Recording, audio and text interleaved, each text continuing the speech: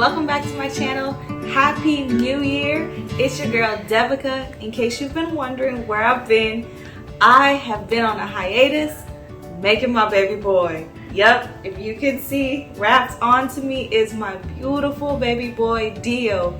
And so in today's video, I'm gonna talk to you guys about my labor process. Y'all, let's talk about my pre-labor. When you see it on TV, it's usually depicted as a woman's water breaks, she goes into having these intense contractions, and within a couple of hours, she has a baby in her arms. Well, that wasn't my story. In fact, I ended up experiencing contractions on December 4th, and that carried on for the next 8 days. What that's called is prodromal labor. I was in prodromal labor, experiencing intense contractions for 8 days, y'all.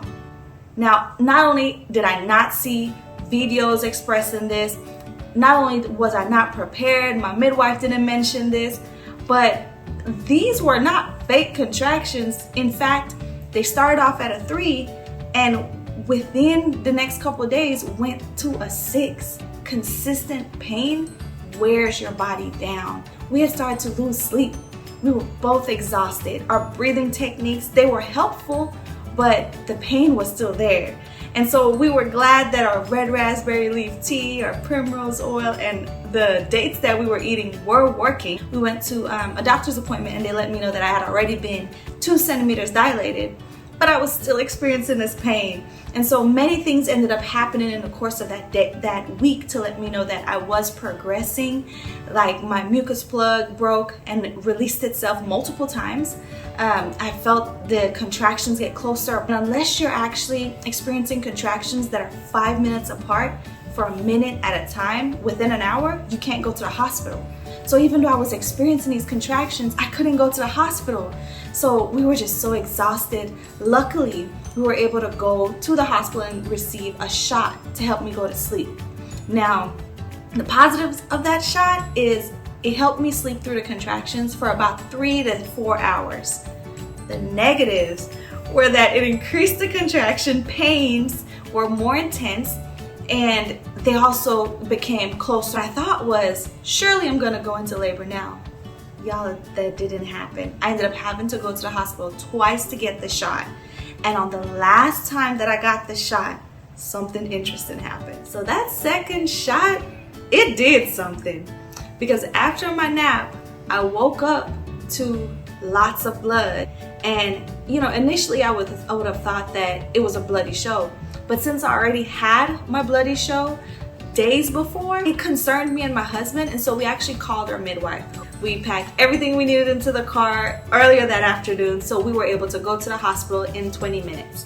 So we get to the hospital, and I'm on this hospital bed. They start hooking all the IVs and every needle into me. At the moment, I have at least 5 needles in me, y'all. I kid you not. They've got this big old belt thing that they're monitoring my baby with. So now I'm on the bed, but I can't move.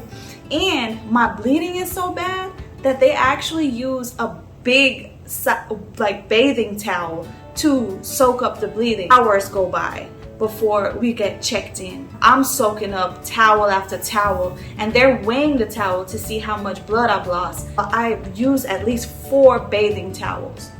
So that's ounces and ounces of blood I'm losing. I can tell that my midwife and my nurses are concerned because they send in a sonographer to monitor the baby. So I'm waiting to hear from my midwife. But staying on this bed and experiencing contractions that are a 6 to a 7, well, now I'm irritated. I'm uncomfortable. I'm embarrassed because, they're walking in and out, and I got this towel in between my legs, and it's just soaking up blood.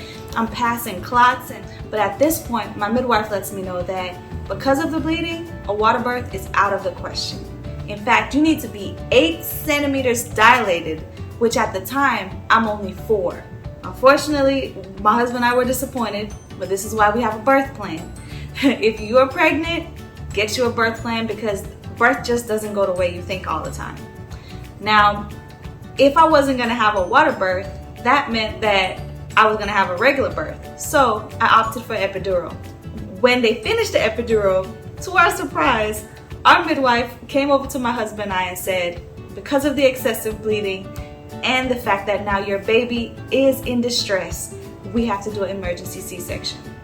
It was fine when we moved from water birth to regular birth, but a C-section, you just hear all these stories about how scared people are and how botched jobs happen. And so yes, my husband and I were nervous. We looked at each other and we took a deep breath. Obviously in my heart, I wanted my baby to be out and to be safe, and that's what he wanted as well. But we're not gonna lie, we were scared. My husband got suited up in his nursing gown, you know, those hats that they put on you, and I was wheeled into the emergency room. Within 20 minutes, my baby was out.